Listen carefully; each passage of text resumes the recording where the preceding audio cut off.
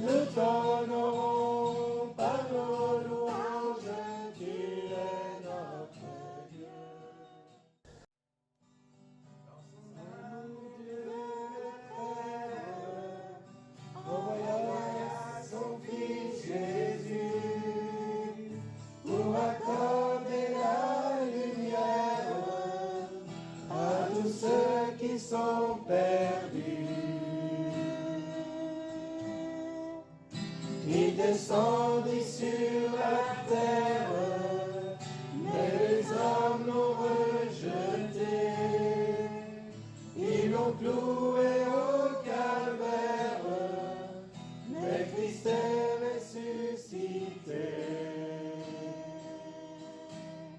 Christ est roi. Merveilleux, je possède. Il s'est sacrifié pour moi, et sa vie innocente il cède pour mourir sur l'infâme croix. Alors, 2 Samuel 7. 2 Samuel, chapitre 7. Lorsque le roi habita dans sa maison, et que l'Éternel lui eut donné du repos, après l'avoir délivré de tous les ennemis qui l'entouraient, il dit à Nathan le prophète, « Vois donc, j'habite dans une maison de cèdre, et l'arche de Dieu habite au milieu d'une tente. » Nathan répondit au roi, « Va, fais tout ce que tu as dans le cœur, car l'Éternel est avec toi. » La nuit suivante, la parole de l'Éternel fut adressée à Nathan. « Va dire à mon serviteur David, ainsi parle l'Éternel, est-ce toi qui me bâtirais une maison pour que j'en fasse ma demeure?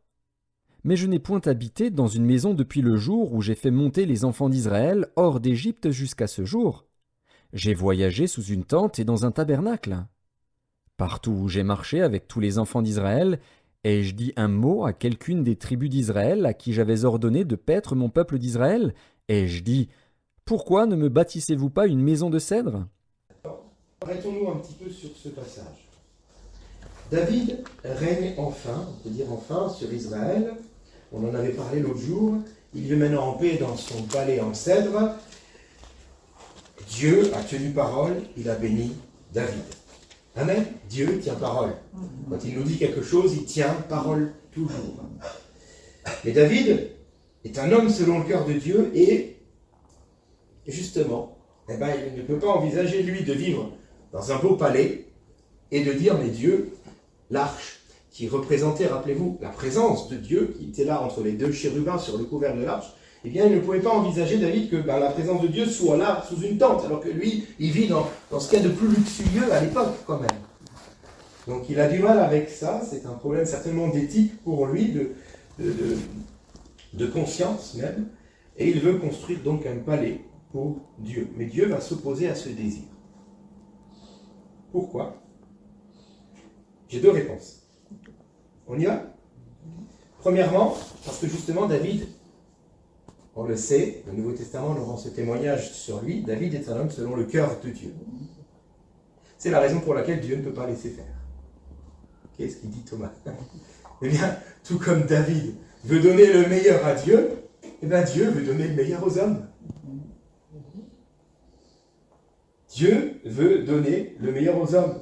Le principe d'un Dieu aimant est présent dans toute la parole de Dieu. Ce n'est pas quelque chose de nouveau qui vient comme ça dans le Nouveau Testament, même si c'est vrai que Christ nous révèle vraiment quel est le cœur de Dieu. Il est là pour faire du bien. David veut construire un temple en cèdre. Dieu répond que c'est lui qui va le bénir. On l'a lu. C'est Dieu qui va bénir et David et sa descendance, toute sa dynastie d'ailleurs et tout son peuple d'Israël. C'est Dieu qui veut bénir. C'est quand même beau. Et dans ce qu'on a lu au verset 7, Dieu dit même à Nathan, qu'il doit répéter à David, « Ai-je dit un seul mot ?»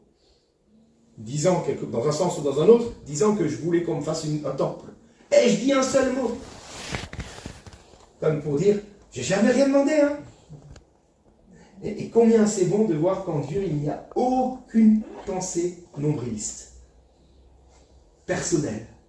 Rien, il n'y a pas d'égoïsme. Dieu ne demande rien pour lui, il se plaît à cheminer avec ceux qui ont foi en lui, et il va avec eux sans se plaindre des difficultés. Parce que Dieu en connaît des difficultés avec nous, je pense. Il en connaît. Mais oui, il ne se plaint jamais des infidélités de son peuple, Dieu ne se plaint pas. Dieu ne demande rien, Dieu est bon. Et même la consécration qu'il attend de ses propres enfants, c'est pas pour la gloire de Dieu d'abord, c'est d'abord et avant tout pour nous protéger, nous, afin que nous puissions rester unis avec celui qui bénit éternellement. Nous avons été créés pour cela. Et c'est pour cela qu'il attend de nous cette adoration, afin, premièrement, de nous préserver du mal, et que nous demeurions, et bien sûr, la gloire est à son nom seul. Et la venue de Jésus sur terre nous révèle le cœur de Dieu, le cœur du Père. Il est venu faire du bien, il est venu pardonner, il est venu aimer, il est venu donner sa vie. Donner sans mesure. Il est venu guérir, il est venu délivrer. Voilà le Dieu qu'on a. Dieu donne.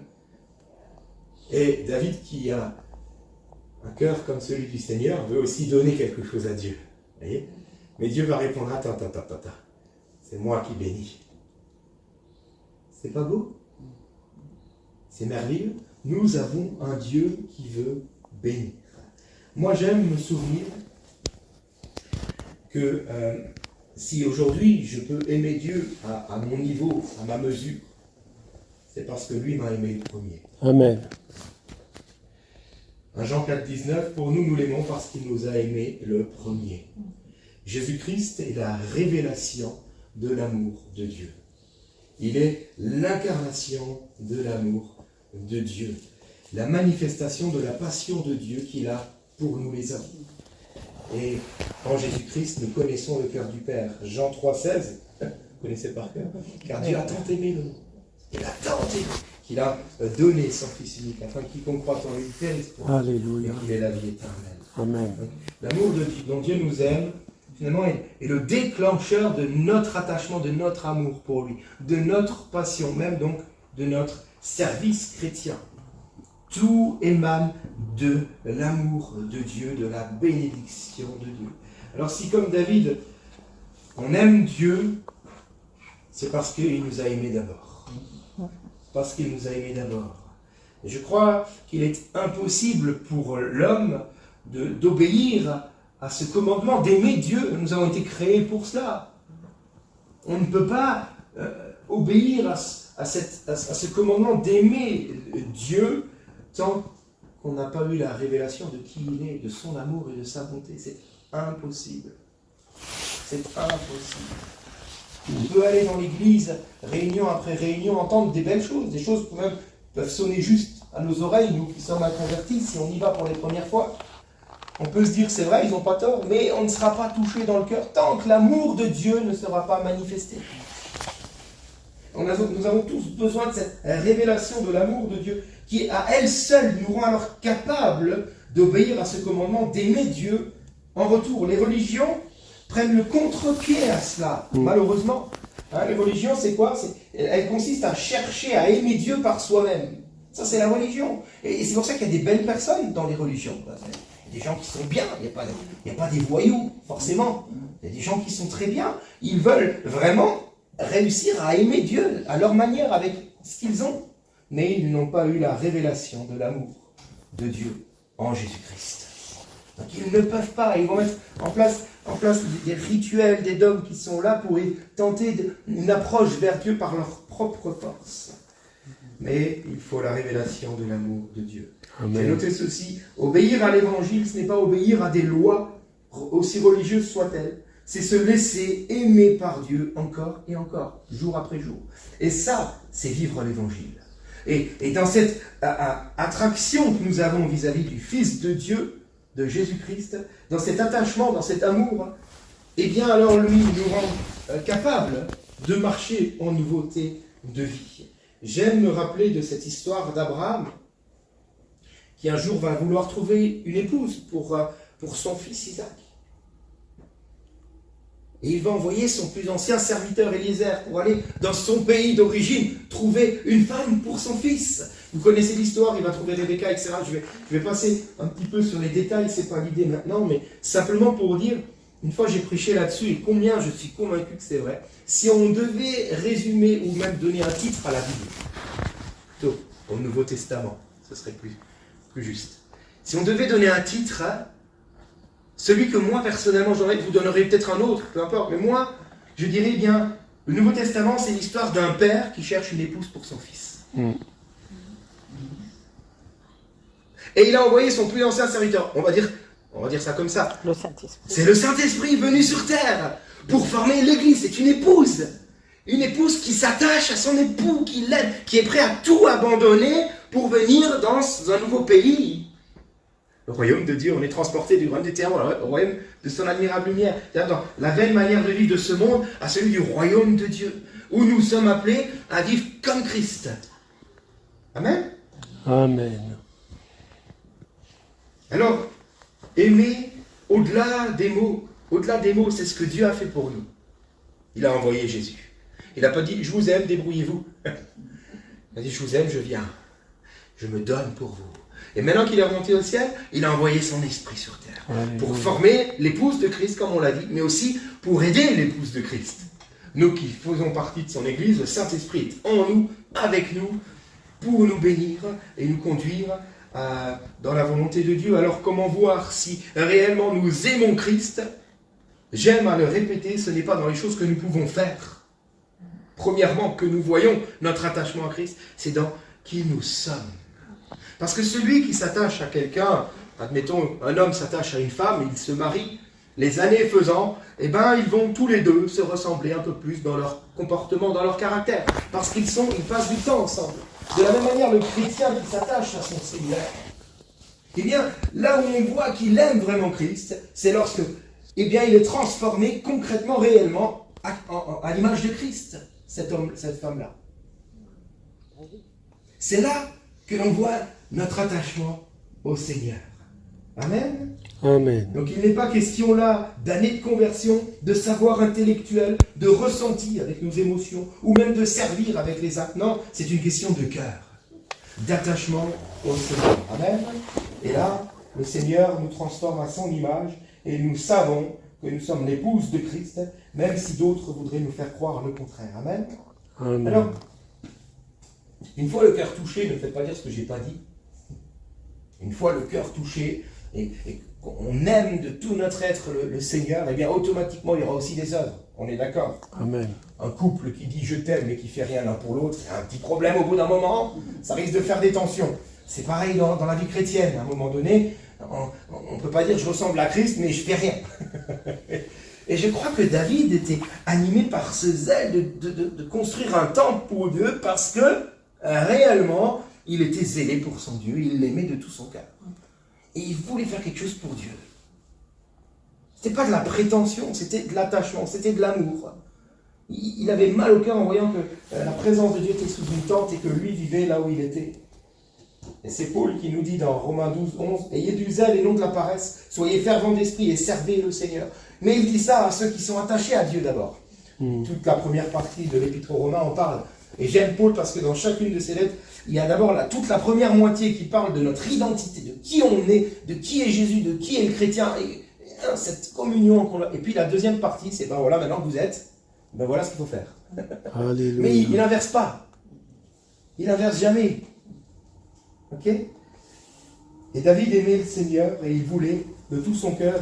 Et je note le contraste entre David qui là veut construire un temple à son Dieu par attachement, par amour, et tous les Israélites, tous les Juifs qui vont revenir à Jérusalem du temps d'Esdras, qui eux avaient reçu l'ordonnance de reconstruire le temple. Et on a lu par exemple dans le livre d'Agée, non seulement ils ne vont pas reconstruire, mais ils vont se reconstruire d'abord leur maison à eux. Et le temple va rester comme ça pendant 16 ans. Vous voyez un peu? Donc, j'aime le Seigneur, je m'attache à lui, je me laisse me transformer à son image parce que je suis attaché à lui. C'est quelque chose qui se fait automatiquement. Et puis ensuite, eh bien, j'avance dans les désirs qu'il met dans mon cœur pour accomplir non pas ce que je veux, mais ce que lui veut.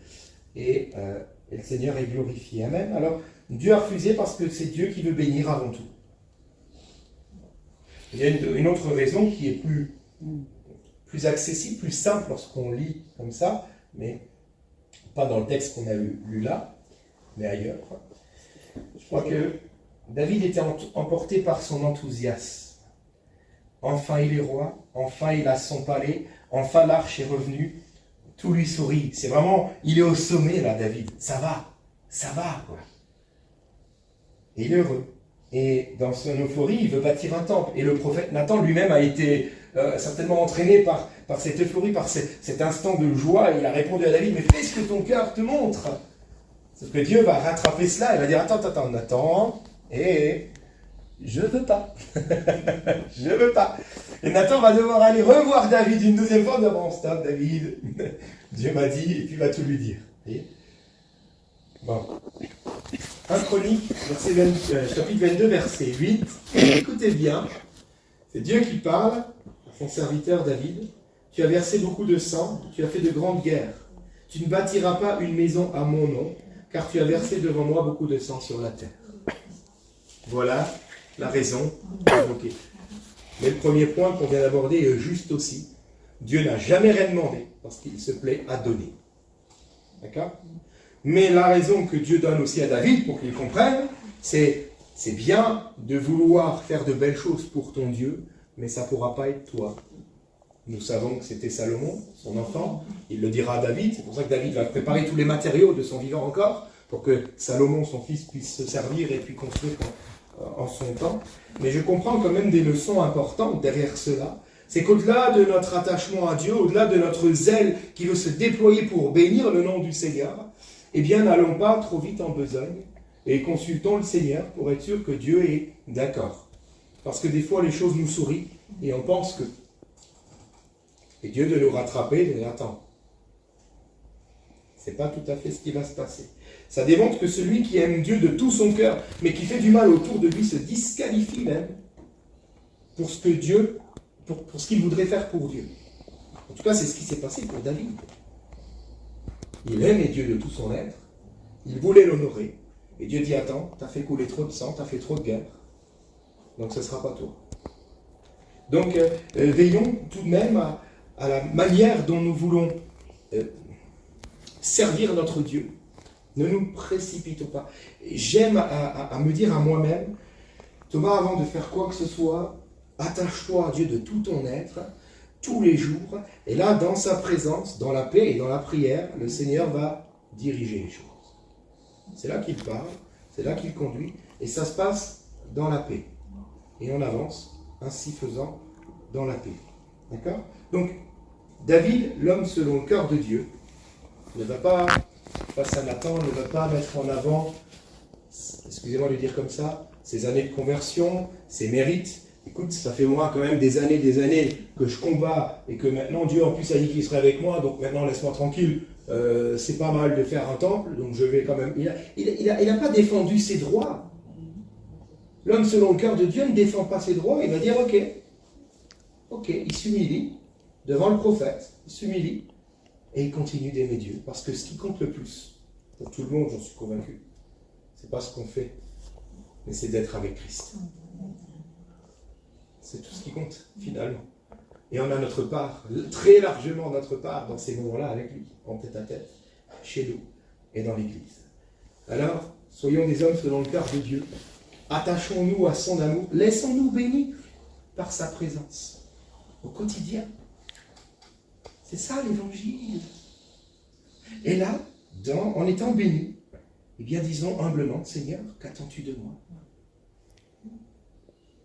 Et lorsque le Seigneur nous fait passer par des fois des sommets, eh bien, ayons l'humilité de dire, Seigneur, ça va tellement bien, mais je ne vais pas me précipiter. Amen. Et Dieu est glorifié. Amen. On va prier ensemble. Et pour tous les sujets aussi d'intercession, n'oublions pas nos frères, nos sœurs et nos amis. Merci pour ta parole, Seigneur, parce qu'elle est riche d'enseignements, parce qu'elle est vraie. Seigneur, et nous voulons te demander une chose, Seigneur. C'est de nous aider à nous attacher à toi chaque jour.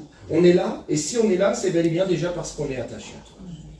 Alors je te bénis pour toutes les personnes ici présentes, celles qui n'ont pas pu et qui auraient voulu être là aussi. Je te bénis, Seigneur, et je te prie de nous renouveler dans notre consécration, dans notre attachement à Jésus-Christ. De ne pas nous faire oublier que le plus important, ce n'est jamais ce qu'on peut faire, mais c'est qui nous sommes. Laisser Christ nous transformer. Être cette épouse prête, préparée, qui a laissé Christ le transformer. Seigneur mon Dieu, merci de sonder nos cœurs, de continuer ton œuvre par le Saint-Esprit qui vient nous transformer à l'image de Jésus-Christ, dans cet attachement avec toi. Seigneur, viens renouveler en nous ce désir de t'appartenir, ce désir de te chercher, ce désir de connecter avec toi chaque jour. Merci pour cette grâce merveilleuse, parce que c'est dans ces moments que tu bénis. Tu es ce Dieu qui veut faire du bien. Alors merci pour tout ce que tu as encore en réserve pour nous, Seigneur. Amen.